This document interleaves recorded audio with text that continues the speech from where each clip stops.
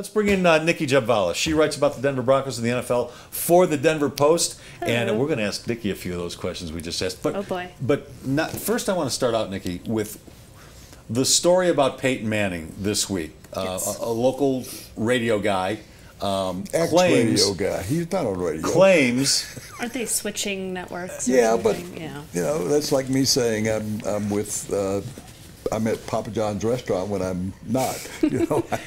As far as you know, did the Denver Broncos have any conversations with the Houston Texans about trading Peyton Manning to Houston? They vehemently denied ever talking with the Texans about trading Peyton. I mean, there was that period of negotiation, so I'm sure some things may have been laid out on the table. But as far as him realistically leaving the Broncos, I don't think so. Do you believe, even if it were true, don't you think the Broncos would vehemently deny it anyway? Because all that will do is upset the apple cart a little bit. I mean, Peyton, can I jump in here? Sure. You keep saying, what if it happened? What if it didn't happen? I told you, I've got two sources that are as close to the situation, and you keep wanting to paint scenarios, hypothetical scenarios. It didn't happen. John McClain came on here from Houston yesterday, as close an association with key people in this league as I do, and I can tell you there are 4 people that are involved in this. You talk to the people at the Broncos. I don't, you know, this gets me riled up because really? it was just it was a bogus story. 3 guys that get together that have blogs or something, and one of them said, "Oh, I bet Houston tried to get him." It didn't happen. It did not happen. So anyway, answer this question. There you go. If it had happened, well, it didn't happen. Do you think Peyton would be upset if that conversation had occurred? Sure, wouldn't you be? Probably. I mean, you invest in a team. I mean, you want to come back. You tell them you're healthy. I mean, yeah. I mean, I don't think any trade negotiation cannot be personal. As much as they try to say it's all business, this is the nature of the game. At some point, it is. You know, and Well, I don't. so do you think? See, I'm gonna play your silly game. All right. So you're stooping to my level, is what you're they're saying. negotiating. They're negotiating a no trade deal. They're negotiating 6 other points. They're negotiating take a $4 million cut. And over here, they're talking to Houston. Why? That he looks more attractive now to Houston with all of this stuff in it. Why are they negotiating a non-trade if they're not going to trade him? If they're going to trade him, At the very least, let's say you know, Houston and the Broncos, they just bump into each other at team meetings. Technically, they chatted, but it never got to the point where Tom Condon had to be involved. It never got to the point where the Broncos realistically called them up and said, "Hey, you want this guy?" I mean, there's it could have been as simple as Houston calling up and saying, "Hey, would you consider?" And the Broncos say no, and then they hang up. Yeah, I mean, technically, well, they called them. But that's not what the story was. A phone call is not discussions. A phone call is hello, goodbye.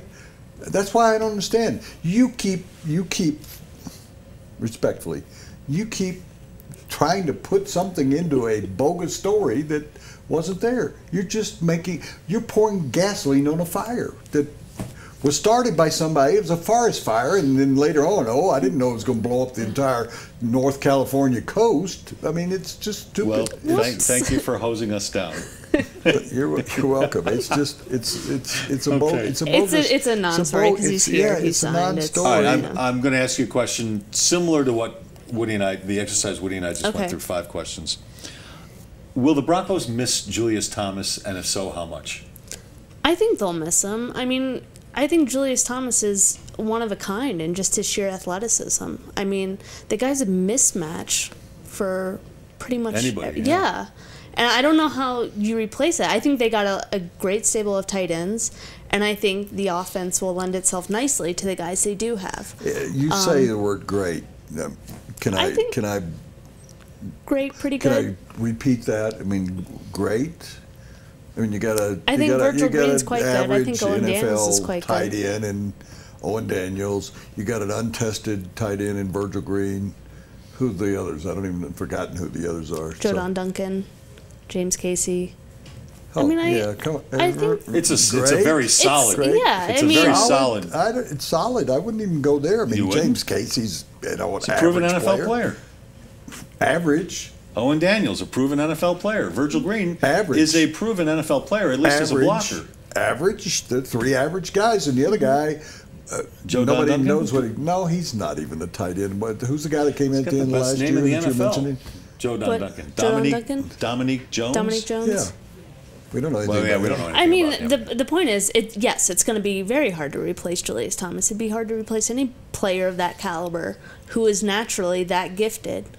But I think their group now is pretty solid, and I think the offense will blend let's itself say- nicely. you It sounds think like the Peyton and combination of them Owen can are. be Dallas Clark. Can Peyton Manning make one of these guys into?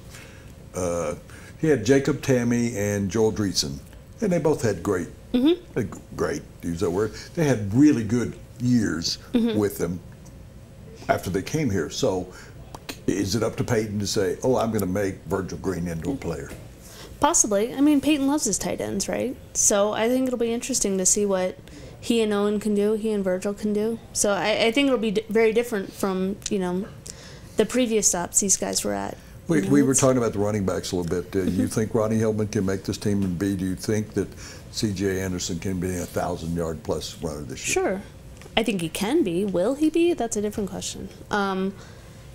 I think it'll be interesting to see. Can he be great? Of course, yeah. I mean, I think CJ's a hard worker. I think he's talented, and I think it'll be interesting to see how Kubiak uses his running backs this year. I mean, in his previous stops, there were a couple pairs of running backs that recorded 1,900 yards apiece. Will he do the same with CJ and Monty, or will CJ be handling the bulk of the yardage? I think CJ could easily have a 1,000-yard season, but I'm more curious to see what they're going to do with the two of them, because Monty's finally healthy. I think that appendectomy that just hurt him throughout the season. I mean, he was weak from day one. I think I already know the answer. Is there any update on Antonio Smith? I mean, is that going to halt and hang over the Broncos into training camp? I checked today. There's no update on the Broncos end. There's no update from the district attorney's Are you office. getting any indication? I mean, any person that when you drag on an investigation this long, that they've got nobody's saying the reason why. I mean, there was talk, and you wrote that they were whether or not the grand jury was going to hear it. Right. Well, do we know that the grand jury hasn't been in session during this whole time? Or, I mean, grand jury sessions go out and then they don't indict anybody. The DA's office said there's been no movement on the case. I mean, granted, it's been sitting in their lap since February, so you have to wonder about all the what-ifs. Does this mean he won't be charged? Does this mean they've already moved it? They're not giving us any updates. But I think the more interesting thing is the fact that the Broncos didn't know about this, because he was under investigation long before he arrived at the Broncos. Why wasn't anything said when they signed him? And I think that's the more telling part of this case. And that's interesting, if I can just follow up for a second on that is it up to a team, you say, is there anything in your past, don't want to indict him, but I mean, if a player lies to you, I mean, they had a $500,000 bonus, I think they had to give him. If a player lies to you, can you get that money back? And This would be a lie of omission. I don't know. I don't know of that rule that if a guy said, yes, I was drug wouldn't they just cut him at that point? I mean, why bother with your $500,000? But that would apply to the cap. You could go sign another floating around kind of defensive player. But do you think then, based on what Gary Kubiak's statement was, we told him to go off and kind of settle, I'm paraphrasing, but go off and deal with your personal issues. And if this went into training camp, do you think they'd continue that stance, saying you haven't worked out what your personal problems are? I think it's a very realistic possibility at this point. I don't have any firm update either way on kind of which way they were leaning, but I think they have the personnel to move on without him if they need be. But moving on, you lose a guy like Terrence Knight, and you think you're getting a good locker room guy in Antonio Smith, and maybe he still is. We don't know the results of this case, so I don't want to But I think if the longer it continues, sure, the more likely scenario is that he could reasonably be cut before camp. So it'll be an interesting story to follow, that's for sure. And then it's on like Darius Kilgo to really step up. And you've been elevated to a beat writer with Troy Rink. Mike Kliss has gone to Channel 9. How's it going so far? It's good. I'm having fun. I hope I'm doing okay. Got to carry your phone everywhere you go. Yeah, I can't. This breaks, is like I can't leave this. What anywhere. is the hardest part of being a beat writer in the NFL in a place called Denver, where the Broncos are prevalent over everything else in this town? I wouldn't say it's so much as difficult as it is just remaining diligent. I mean, there's no off season. It doesn't stop, and I like that because I don't have a life, so it keeps me out of trouble. But you just have to stay on top of everything all the time. So it's been a great experience so far. I'm learning a lot. Troy's wonderful. So and you're following two women who did a great job here. Oh, and absolutely. Guess what? You'll end up working for Wall Street Journal or something.